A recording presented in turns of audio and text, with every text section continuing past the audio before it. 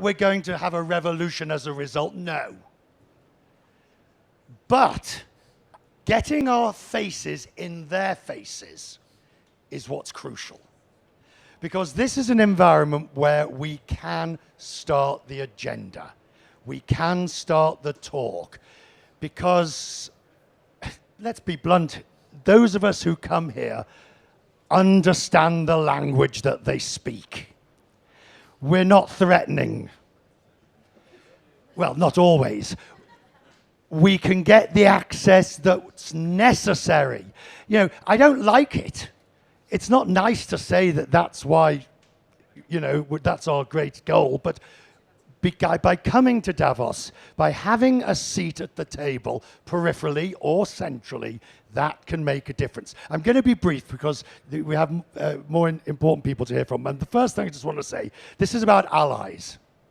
So I looked up the definition of allies. Supporters, friends, those who are with you.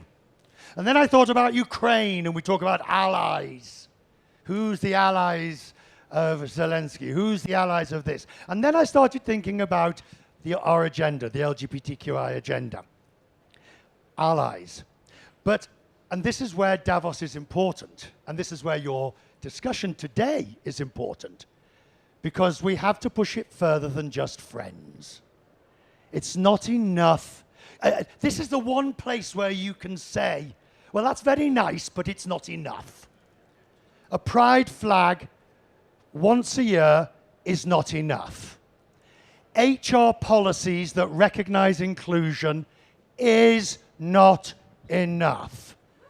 And for big companies who are well familiar with what we're talking about, and they know exactly what we're talking about, you're now saying, all right, what are you going to do on big political issues? And you just watch the white of their eyes as they head to the door. But if, as seems likely, the leading candidate in the United States for the Republican, the battle that'll take place, is somebody who promulgated a Don't Say Gay and then beat up on corporations in the process, it's not enough just to fly a rainbow flag. Why do I care about this particularly? Because you have plenty of experts on this in terms of US domestic. Because when it comes to international, what America does will be the fig leaf that covers for other countries. Well, we're only following America, the great democracy, the mother of etc. I mean, constitution that goes back several hundred years. If it's good enough for America, it's good enough for my dictatorship. And that's how it goes. I've had it in my face. And so that's why next year, I would like to see invitations sent to the Polish House, to NEOM, to the Emirati Pavilion. In fact, I will pay for the flag that you deliver to them to display. That's what being an ally is about. Getting people to stand up for you in public and private and make the... I've gone on long enough, you know all this. I do need to introduce Sarah Kate and just simply say, if there's ever a person who will lead this cause to the next level and beyond, because she speaks the language, don't underestimate that. Sarah Kate, you'll excuse me, ladies and gentlemen, I have to go and improve the state of the world.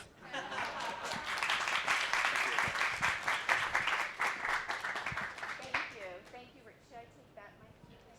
I just want to say, Richard, your coverage on CNN changes the world, especially for LGBTQI people. So thank you for that. Hi, everyone. My name is Sarah Kate Ellis. I'm the president and CEO of GLAAD. I need glasses now, so bear with me. Apologies for that. And Richard's right. Last night, we saw a rainbow rave on the promenade. 15 companies. Is this on? Is it working? It is, okay. And organizations lighting their venues up in rainbow. We worked with Accenture on this and the Partnership for Global LGBTQ Equality, which is called PGLE, to organize this historic show of support. The great mind who introduced this idea and worked with GLAAD to organize was Beck Bailey, who is Accenture's Global Chief Diversity Officer and an executive co-chair of PGLE. PGLE, just so you know, is a project of the WEF. And if you're a business leader here, please join us at the PGLE. We need more allies in PGLE. So what's next after a rainbow promenade? I mean, that was a big deal, I want you to know. It was historic. Our conversation today will focus on public corporate allyship for the community, keeping that rainbow allyship up year-round. That's critical. A lot of people have said the information in Davos this week has been bleak, but one piece of brightness for me has been the high number of discussions around corporate and civil society collaboration. This has moved so significantly from when I started at GLAAD 9 years ago. You'll see it right here. I want to thank our partners for this affiliate session: Accenture, Edelman, Open for Business, and PGLE. GLAAD is part, as I said, of PGLE, which is a project of BSR and the UN Commission on Human Rights and WEF.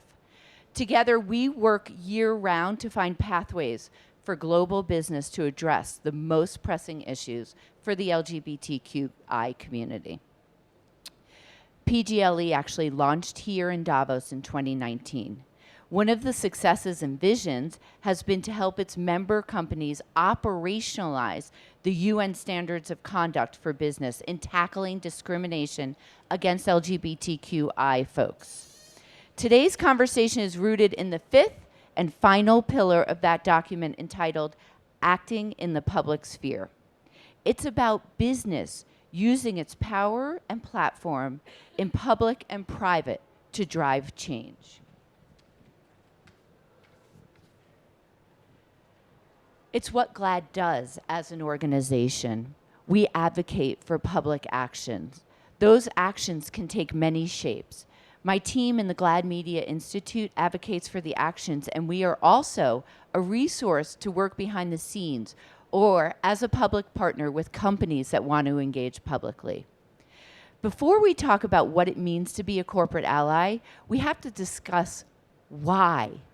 Why corporate allyship is so important to our community. And it starts with the reality of what we as a community are facing right now. Take a look. This is the world we live in every day. These headlines show how political leaders and right-wing activists are playing politics with our lives, and it's leading to violence. In November, GLAAD was immediately on the ground in Colorado Springs after the horrific shooting in Club Q to help the bar owners, survivors, and families deal with this crisis. I was terrified, as so many were, and devastated when the Club Q news broke. But really, sadly, I was not surprised. We saw this coming. We've been saying this is what the rhetoric will lead to violence and death in our community. Because these headlines are just a smattering of what we've experienced this year, the rhetoric and the legislation that leads to violence, global business and civil society need to join together to combat this. Our power is in being together to move this forward. Here are some facts that frame a backdrop of the headlines you see behind me. Last year, GLAAD reported an alarming 70% of LGBTQ people in America experienced discrimination. That's up 24% from 2020. There were over 300 anti-LGBTQ bills last year, and just 18 days into this new year, 18 days into January, the US has seen over 100 anti-LGBTQ bills introduced in states around the country. That's more than 5 a day, folks. Most of these target transgender youth and LGBTQ inclusion in schools. Our own GLAAD research also shows that over half, That's 54% of transgender and non-binary people feel unsafe and unwelcome walking in their own neighborhoods, in their homes, in their towns. It's unacceptable. And more than 2 out of 3 transgender and non-binary people are more fearful for their personal safety this year than in the last 2 years. Excuse me. It's hard. It's hard having good hair. No. Just kidding. And this is a global reality for far too many LGBTQ people. This is not isolated to the US. In other developed countries, including the UK and Italy, there is a similar fear and targeting. In the UK, there has been a massive rise in anti-LGBTQ hate, especially anti-trans. 2 days ago, the UK government blocked a Scottish law that would make it easier for transgender people to transition. Transitioning and medical intervention for trans people saves lives. It's life-saving medical care. The UK dropped 11 percentage points in the ILGA annual ranking of European countries on LGBTQ safety. Italy just elected a prime minister with a history of anti-LGBTQ rhetoric, and is the only major country in the Western Europe that has not legalized marriage equality. Come on, like, this is too long now. And in nearly 70 countries worldwide, it is still a crime to be gay. It's still a crime. Our community is unsafe in America and worldwide. We need advocates, we need safe havens. As the Edelman Trust Barometer found again this year, businesses are the most trusted institution. When you speak out, the world listens and it internalizes it more than government and any other cultural institution. So we need businesses to publicly support and show up for us. Last week, the 2023 DEI Lighthouse Report from the WEF Global Parity Alliance was released. I was honored to be a part of this committee to choose 8 lighthouses, meaning businesses that are safe havens for diverse communities. The headline of the WEF report is that by designing organizations that not only are inclusive, but also leverage their global footprint to shape the broader ecosystem, business leaders have the opportunity to shape societies that are equitable for all. Let that sink in for a second. WEF is stating that business, DEI, shapes society. DEI cannot be an HR function. It needs to report directly to CEOs. GLAAD partnered with Edelman Trust Institute for some key insights around business and LGBTQ rights in the US. This important piece of research unveiled new data that showed a majority of Americans support companies and CEOs speaking out on LGBTQ rights. These new stats, US-based, they are US-based, but Edelman's findings from around the world show similar numbers. So this is not just US-based phenomenon. Nearly 60% of adults agree that if businesses devote significant resources to protecting the rights of LGBTQ people, it could have a positive impact, 60%. And over half expect CEOs to inform and shape conversations and policy debates about LGBTQ rights. It's not even that they want to see it, it's they expect to see it. That's the change that's happening, and it's happening in real time. On the flip side, silence, which a lot of companies are talking about this week. They're changing the ESG, the S from social to silent. Silence on important issues has a direct impact on the bottom line for consumers. 1 in 3 adults say they will stop. They will stop using products from a company if they stay silent on issues that are important to them. And this grows to over half among Gen Z. We're talking a lot about Gen Z this week, right? And where they're going. 20% of Gen Z reports being LGBTQ in the latest Gallup poll, and that number doubles in other research. So fighting for LGBTQ people is in the fabric of Gen Z's DNA. It's how they live, it's how they breathe. It's expected, as we said. I think expected is an important word for today. Consumers, and particularly young consumers, expect businesses to do more than just sell products and services. They expect brands to be allies and to use their power and influence towards acceptance of the LGBTQ community. The impact to the bottom line is significant.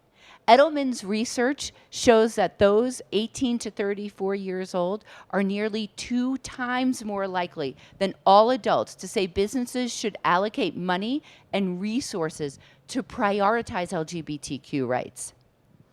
Not only do younger people believe LGBTQ issues should be a top priority for brands, they are more likely to want to work for and buy from brands that show this support publicly.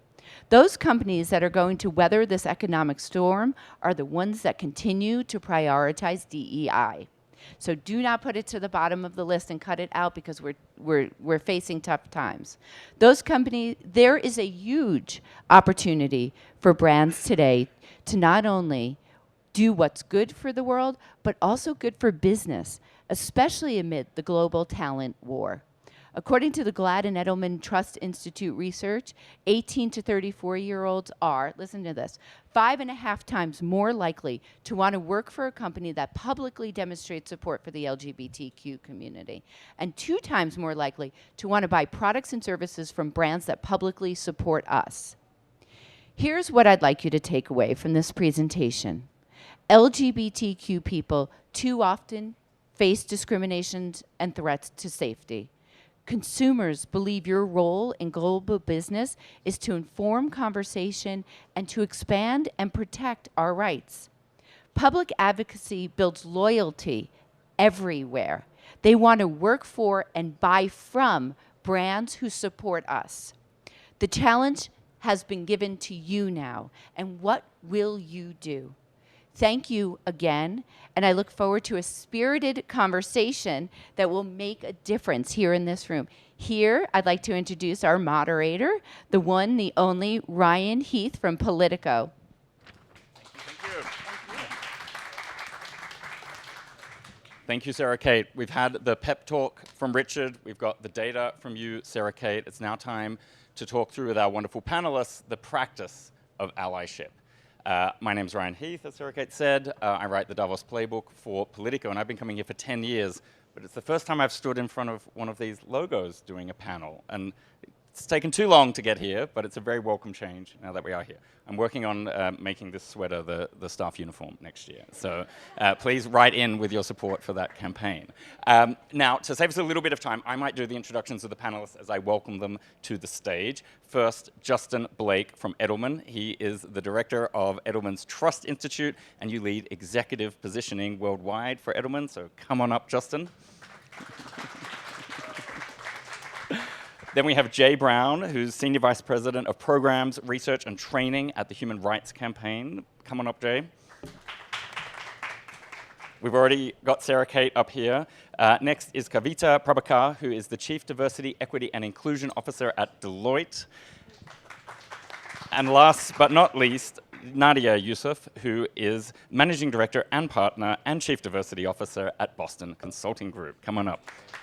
Now, this is where we pretend that we had this better organized. This is your mic, Nadia. There's one here. Oh, I've got a mic here, so all good.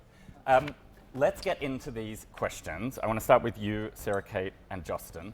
We know from the Edelman data that more than half of adults want corporate leaders to take action and to show leadership in this space. It rises to more than 2/3 for 18 to 34-year-olds, so we know where all of this is going. What is your direct advice now to those leaders to step up and do more than they're doing today? I'll be really blunt. Do not use Disney as a roadmap for this. They fumbled the ball. Oh, sorry. I just want to be really direct and upfront here. Don't use Disney as a roadmap. I've heard more CEOs say to me, I don't want to be the next Disney. No one wants to be the next Disney. And they fumbled that ball right out of the gate. I'm not a sports person. I might have messed up. You got it right. Okay. And that could have been, we worked with other companies in other states that successfully knocked down bad legislation that did not become an all-out war in the media. So I would say call your civil society partners and work with us, because we're here to do that, and we're here, when you look good, we look good. Like, this is a partnership, so. Justin. There's an expectation for business to act and speak out on these issues. And as you saw, that expectation is particularly high with your Gen Z workforce. So that's just going to keep increasing. Let me say this, though, to give folks some comfort. I do feel a real difference in the temperature this year, not just because it's winter and the last time we were here, it was spring, but something else has chilled, which is companies are feeling a little more scared to speak out, make pronouncements. Let me now give you a little bit of safety. There's a lot of ways you can be an ally to us that isn't just about sending out a tweet. There are ways that you can really engage to help the community. Let me give you an example that's incredibly relevant to World Economic Forum. Multinational companies, major companies, who have people on the ground who have interests in one of the sadly many companies, in one of the many countries that criminalize LGBTQ folks. Someone like me could be killed in more than 50 countries right now. When you're doing operations in those countries, quiet diplomacy, being able to have closed door meetings, there's also safety in numbers, organized through organizations like GLAAD, HRC, so many of the incredible organizations on the ground. We really need your help. And look, I would love your public help, but there are lots of things that you can do in the background as well that would be so helpful in your allyship. Now, Jay, I'd like to bring you into the conversation. You're 20 years into your Corporate Equality Index now. Can you explain some of the most important trends? So things you want people to do more of, areas of concern, and then some of the changes that you've been making to how you score companies on the index so that everyone knows where they stand when you come looking. Yeah, so for 20 years we've worked with companies, the biggest companies in the United States, on LGBTQ inclusive practices and policies that they can implement in their workforce to make things better for LGBTQ workers. I'll just give you a couple of examples of that, and as a trans man, I'm especially proud of what we've done to really pave the way on more trans inclusion long before visibility for the community was as high as it is today. We've got a long way to go, but when we started the index back in 2002, not a single company in the U.S. offered trans-inclusive health benefits, right? We required folks to have non-discrimination policies that covered both sexual orientation and gender identity to earn that first 100% on the index.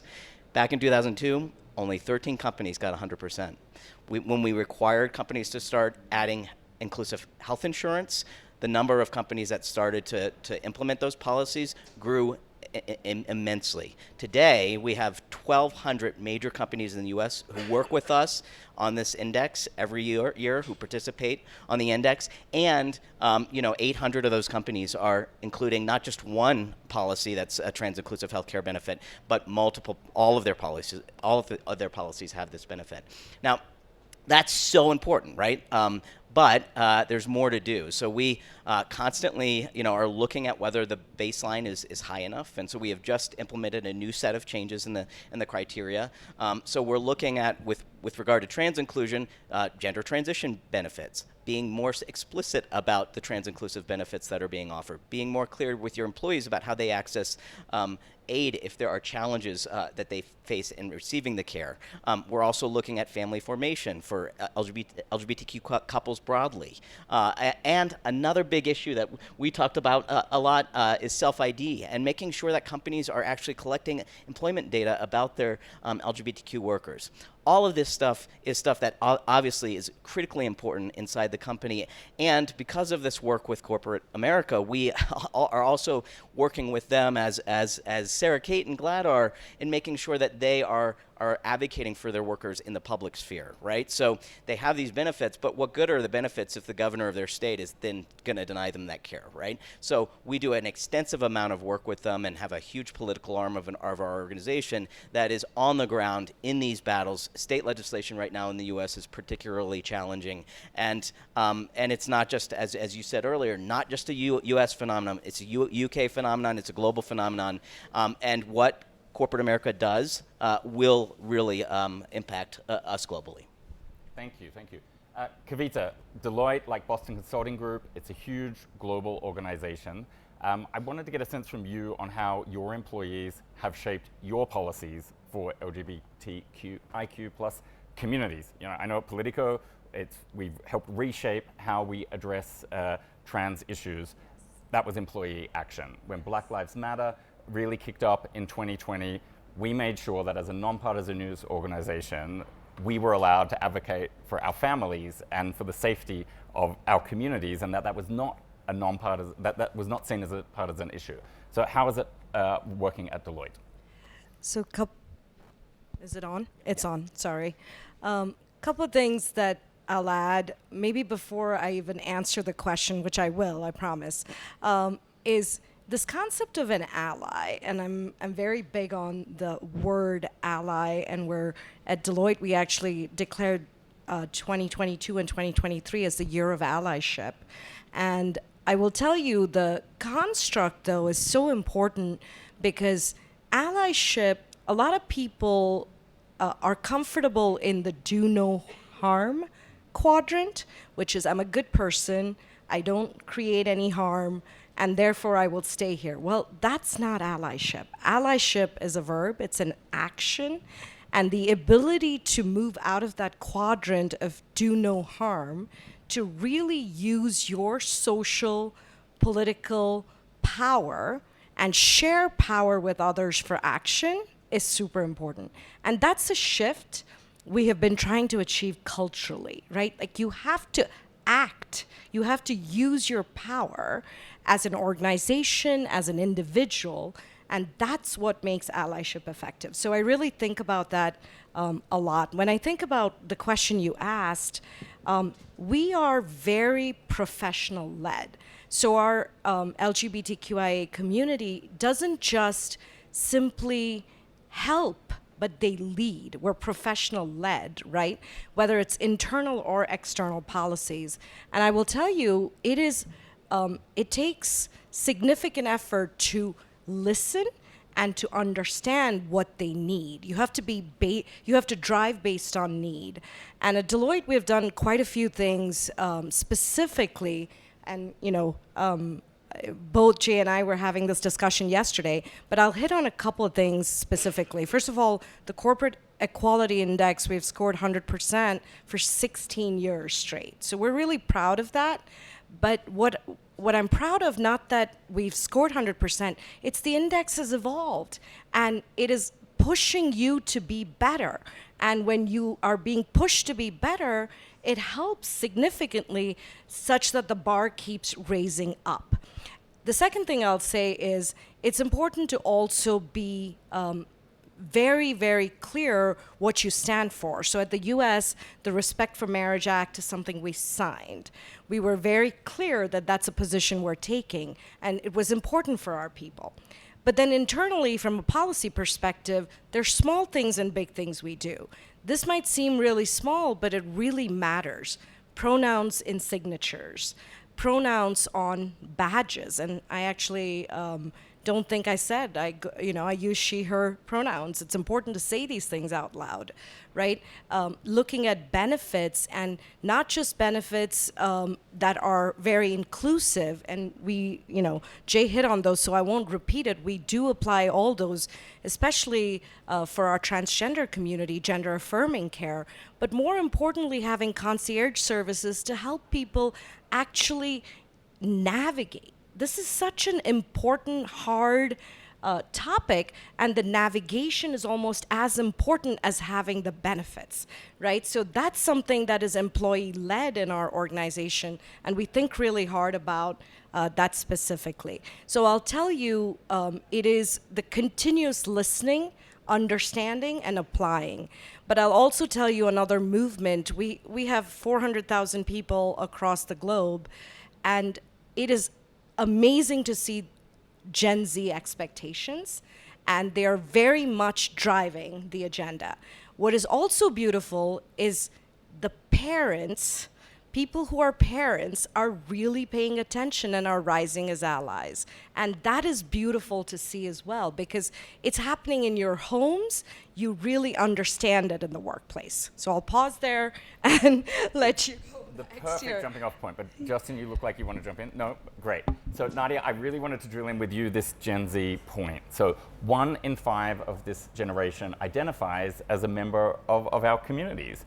That's obviously a sea change in how people are willing to express themselves, how they're able to live their lives. What does that mean for how you shape your policies and your day-to-day work environment? And then also, here's a bit of a hard one.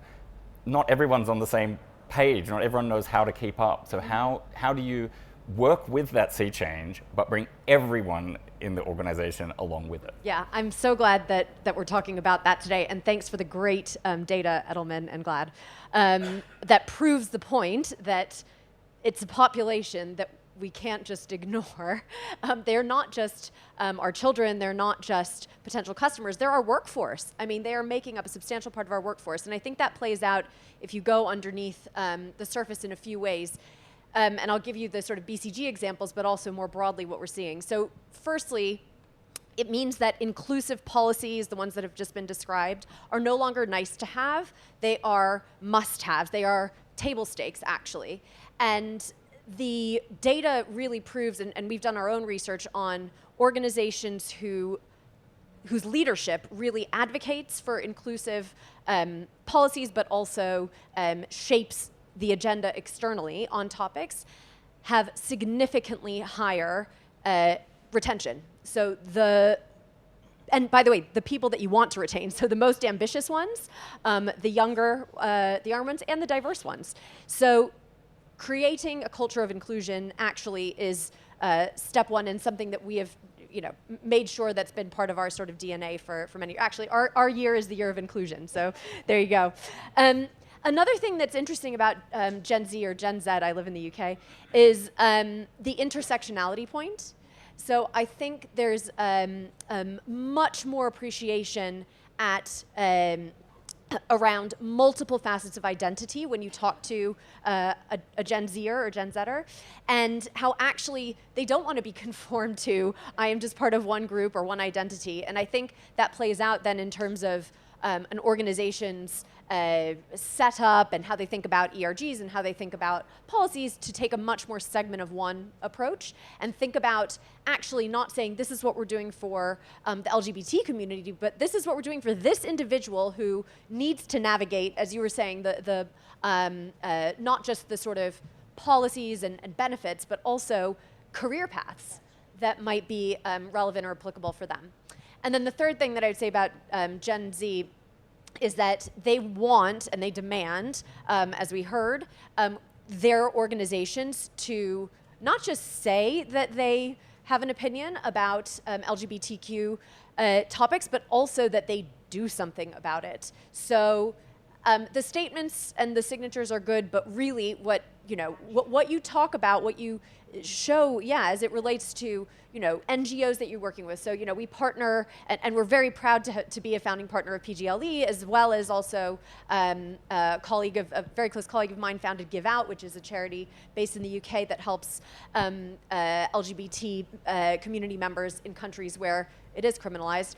We have many sort of partnerships that spend all of their time thinking about this, that we then as BCG try and give our sort of core business services to as a means of paying back, and also as a means of involving our staff in making the change happen.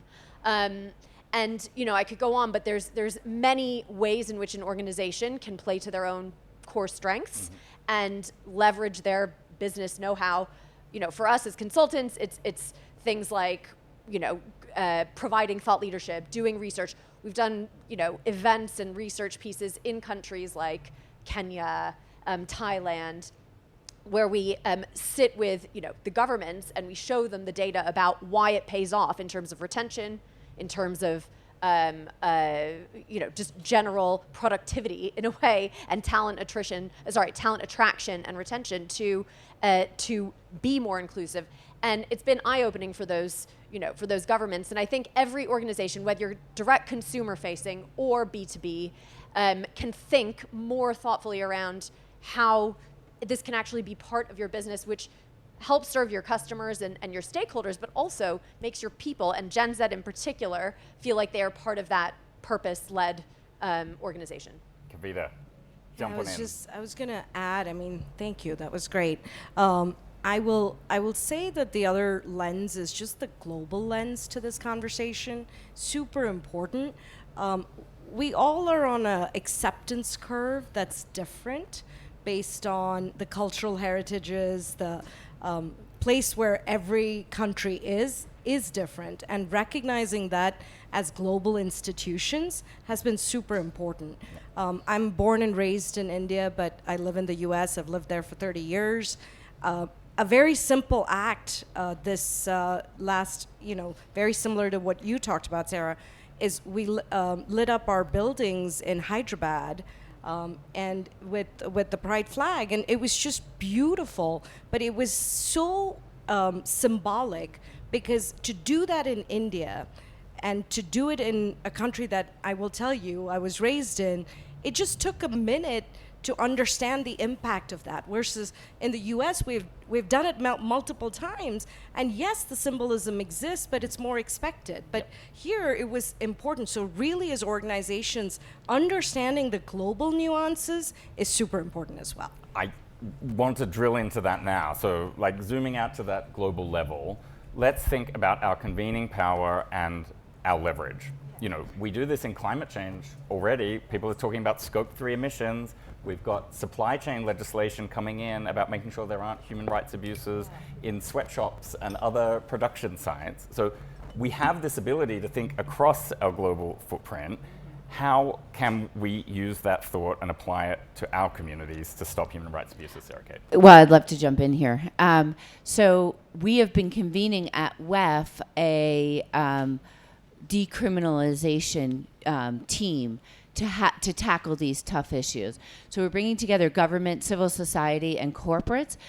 We did it in May, and we produced a white paper with an action plan on how to advance this. So there's 67 countries where it's still criminalized. And what Justin was talking about is really important. Soft diplomacy and using behind the scenes leverage. We really think that we can start tackling these issues globally, and it's different. The stakes are different. And so when we're talking about, when you look at the countries that it's still criminalized in, they fall into more or less two buckets. Some are Muslim, half are Christian. And so you have to approach them differently.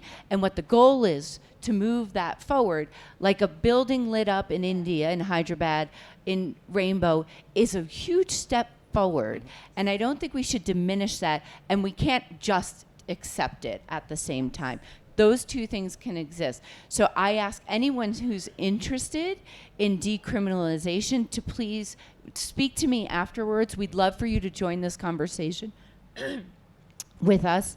And Justin's going to jump in. No, what comes to my mind is the barrier for business to act on these issues. And Ryan, when you talk about issues like climate, and if you look at other DEI issues, I think there's a major gap that we just need to say out loud right now. There are not a lot of LGBTQ people in C-suites, or on boards of directors, or in the casual kitchen cabinet of advisors that CEOs have. And that is a major problem. Representation when these decisions are being made is essential, but then there's another element to it as well. I think part of the reason that CEOs and other executives aren't speaking out on these issues is they're uncomfortable. They're scared of saying the wrong thing. They're scared of, am I supposed to say LGBTQ? What are the words I'm supposed to use? So instead they say nothing. Well, sorry, CEO or executive, educate yourself. Do the work.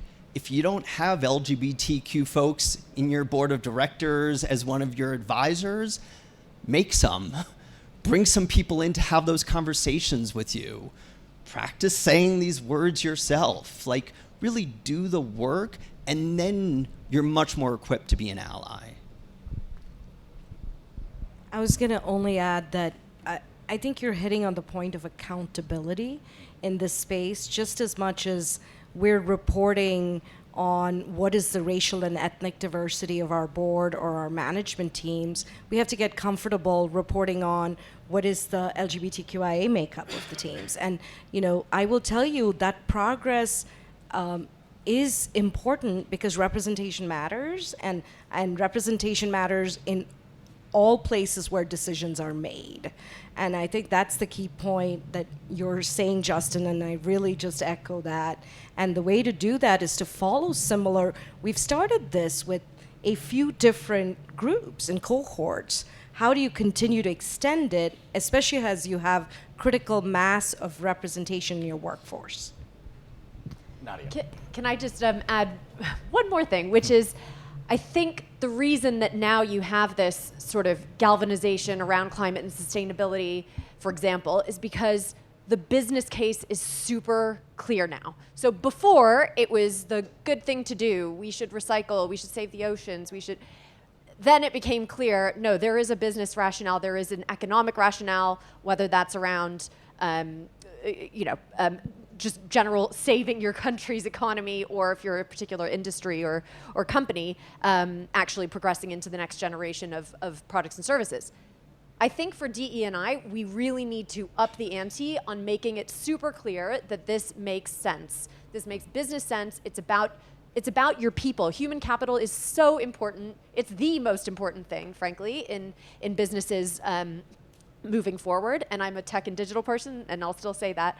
And I think that making it really clear in these type of forums that those numbers that you shared earlier, the stories that we've heard of everyday situations of senior people as well as sort of talented, more junior people who say, I'm out. This is not an organization I want to be with, and how that then plays out in terms of that organization's likelihood of succeeding in the future. So I think there is something to be said about we making sure that the messaging has the sort of real business rationale and supporting evidence underneath it. Okay. Yeah, I mean, so we've been talking a lot here about how future-proofing your business is about making sure you understand this, right? Like, you cannot underestimate. In the U.S., I think 40% of the workforce by 2030 is going to be Gen Z or millennial. Mm-hmm. That is not just very LGBTQ, but it's also extremely allied. And you saw from the Edelman and GLAAD research what their expectations are of companies. So if you're a CEO who's not comfortable using terms like LGBTQ yet, that is a business decision that is going to impact your company. So you can't have a false dichotomy between business decisions and how you think of this. And I think, there are many different ways to come at this. Some of it's quiet diplomacy, which is extremely important. Some of it's also looking at what success models we've had elsewhere. In Mexico, Chile, Argentina, Brazil, we have CEI-like products, Corporate Equality Index-like products that are called Equidad products that work within companies to make sure that those environments are safe for workers, that then will have impact externally for the workforce. And then we were talking yesterday, or I think it was yesterday, about sort of, the other levers of business power.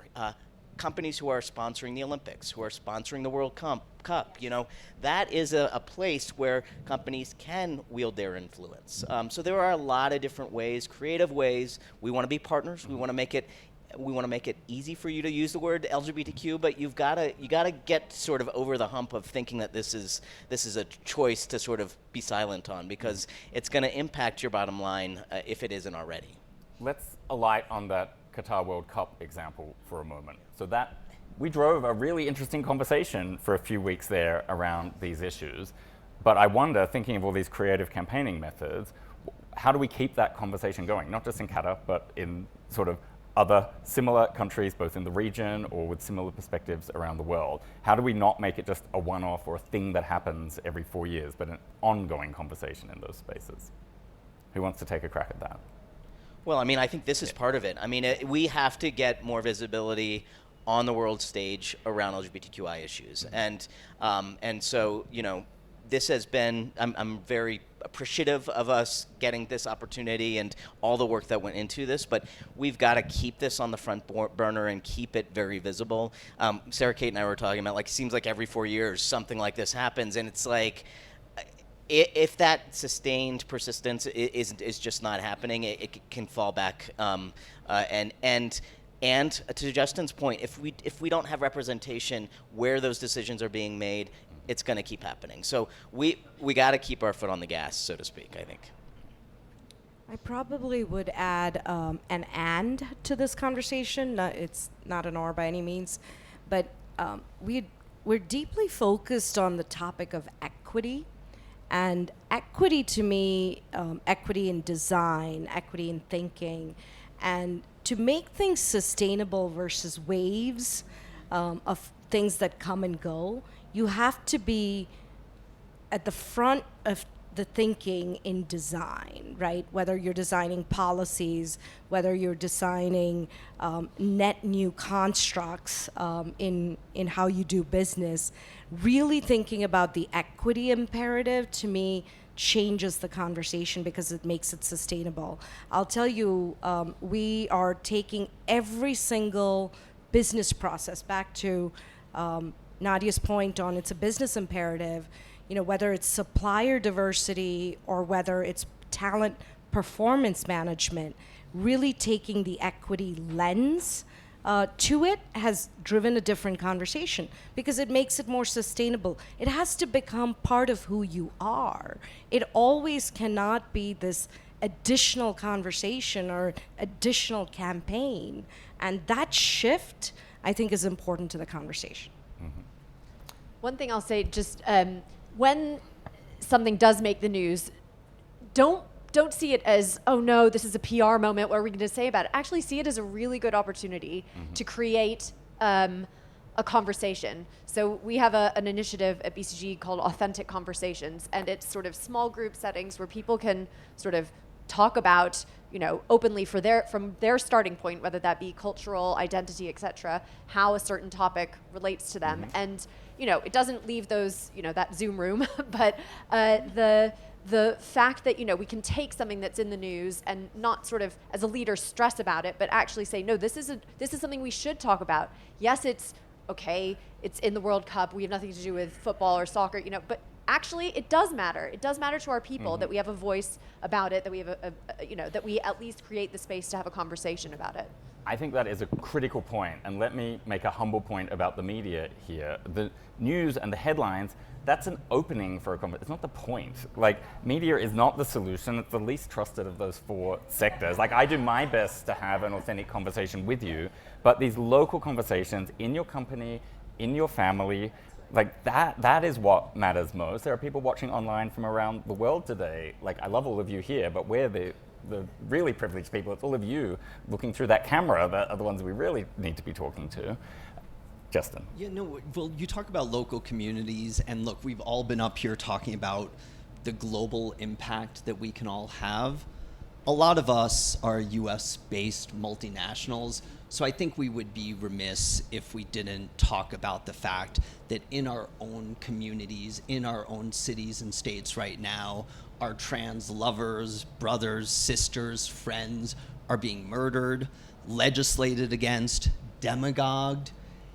Any US-based company can help with this. What you do in your local community is critical. Talk to your local legislators, talk to people of influence in your communities, tell them that this will not stand. Again, we're not necessarily asking for you to send a tweet, but think of the influence you have in the communities where you're headquartered, where you have thousands of employees. We desperately need your help on this right now. Can I just add on that? I mean, I first appreciate the allyship there. you know, I want to just address head on, I think, the silence around trans issues. You know, I think there is a belief that we might just go away. And I want to let folks know that the cat's out of the bag. And, you know, when we started the work with that we do with corporate America, you know, actually I think GLAAD had the first study that actually asked about folks who personally know somebody trans outside of the LGBTQ umbrella. And back in 2008, when you all did that study, I think it was 8%, right? When we started this work, it was very low. Today, 4 in 10 people know somebody trans or non-binary. And the younger generations are increasingly out as, you know, having a gender identity that's not cisgender. This is, you know, as more possibility models are there for trans and non-binary youth, the numbers are just going to continue to increase. We're not recruiting. It's the same phenomenon that happened with LGBT people once visibility was possible. And workplaces have made a huge difference on that, and they will continue to do that. So companies who choose to stay silent on this are making a business decision that's going to impact their workers and their future workers. And there are so many parents of trans kids inside companies today who really need your help. Think about going to work every day, trying to focus on your job, and then wondering if, you know, Child Protective Services is going to come pick up your family and your kid from school while you're at work, right? That is tough. That is hard for me even to sort of verbalize here. Imagine sort of having that on your shoulders every day at work, which is what many families in Texas and the United States are grappling with. Again, this is unfortunately something that we see starting a lot in the U.S. and in the U.K. And unfortunately, we are worried about what that can mean globally. So companies really do have an active role to play here. Mm-hmm. It's that idea that not choosing is also a choice, like you are choosing. I want to build on what Jay is saying. I think also so much of this fear mongering is coming from so many people don't know someone who's trans, even though it's growing. So what's being put in this space, in this void, is all these fearful ideas. So please have us as civil society into your companies. Jay is trans. We have trans folks on our team who come in and talk to you about what the trans experience is. What does it mean to be gender nonconforming? What does it mean to be trans? What is all of it about? And once you're educated, it completely changes hearts and minds. So you have 400,000 people, did you say? That's 400,000 advocates and allies, right? And that's about making yours, you know, who knows how many are out, you might, at your current level. But you bring this in and it creates a safer space so more people can be who they are and more people understand the community. So much about this is just understanding and connecting. It's human, and it always comes down to that. We can talk about all the you know, bottom lines we want to, but at the end of the day, it's about knowing each other and connecting with each other. Such an important point. We're down to our last 5 minutes. I want to role model that one of the things I wish happened more at WEF is a broader conversation. So maybe I'm going to see if there's a question in the audience, and we'll bring the mic over to you. Has anyone got a question for our panelists? Yes, over here. I think it's Camille. Is that right? No. Yes, right. Okay. First of all, thanks a lot for a great debate. I really appreciate that. And I'm Camilla Sylvester. I'm from Novo Nordisk, a global pharma company. And I really want to be a stronger and a better ally. So I have a very practical question also to your point, Justin, that we've run a few lean-in circles with, you know, smaller number of people to try to listen and learn and get, you know, so how can I be the best possible ally? But I'd like to have your sort of practical best advice as to how can we, you know, as executives in big companies, inform ourselves a lot better to be stronger allies. So very practical. Sorry about that, but we are completely with you on, you know, why we need to do this. I think that's not a question anymore, but now it's more about how do we do it in the best way. But thanks a lot for your dialogue. Thank you. Well, I'll just thank you for being here. Is a good first start. I really appreciate that, and I think if more folks were here, that would have a ripple effect. most companies have ERGs, employee resource groups, that do phenomenal work to do internal education, and I would say that's definitely a good place to start. And then, understanding the communities in areas where you serve. There's amazing community-based organizations doing direct service work all across the globe, and that's a great place to roll up your sleeves, volunteer, get involved. That can give you a lot more insight into the day-to-day realities that LGBTQ folks are facing in your communities. I would actually offer up HRC in this because Deloitte's executive actually spent 2 hours with HRC just in a conversation of learning and education. I will tell you, it's in the getting comfortable being uncomfortable, right? Part of the conversation. It was very educational because you have a lot of people with misinformation, lack of information, and executives struggle with where to go because they never want, there's a cancel culture, right, that exists. So I would highly recommend taking trusted partners and spending time, and we did it as an executive team, and it was the best thing we have done. So that's an Thank you for the plug. Yeah, I mean, seriously, our workplace team does this every day, and we are more than happy to continue doing this and doing sort of private briefings that get folks a little more comfortable with the issue, right? I'm going to throw in three top tips, and this is based on kind of our research on what are the greatest drivers of inclusion. And actually, our study we just launched it this week says that 2/3 of the feelings of inclusion come from leadership behavior. So actually, in a position of leadership, you have a huge opportunity to be a sort of exponential ally, so to speak, by firstly making commitments. So, and probably in consultation with external experts around what would make sense for your organization. Second of all, actually equipping your direct line managers with the understanding of what it means to create safe spaces in their teams. I think that it's not enough to just say, be inclusive, be respectful, like actually what are sort of the things that make sense? And there's lots of resources, HRC, WEF, PGLE, et cetera, that can provide. And then the third sort of tactical thing I would say is mentorship programs make a big difference. And going back to a comment I made earlier around segment of one approach, like I think at the end of the day, if you do focus groups and you can kind of extrapolate a little bit from it around, what matters to your people or to customers or stakeholders, depending on your community, it helps. But actually, if you're thinking about your workforce and being an ally to them, setting up a way in which they have that one-on-one mechanism of support, I think would be a huge step forward. Wonderful. We're down to our final minute. Sarah Kate, I'll leave the final thought with you. I would just say, thank you for that wonderful question. Thank you for this panel. At GLAAD, we have the GLAAD Media Institute, which trains folks across, work with 173 companies or something like that. And we go into the executive suite just like that because we understand you need to be comfortable and you need to understand the issues and you need a space where you can actually ask the questions that are burning that might not be appropriate or feel appropriate, but are respectful. And if you come to our community with respect and an open heart, we are here to help build that. And so I would say this forum is about collaboration, or this year is about collaboration. It's about civil society working with corporates and working with governments to move governments forward. So thank you for being here, and we're here to help you move that forward. Thank you, everyone.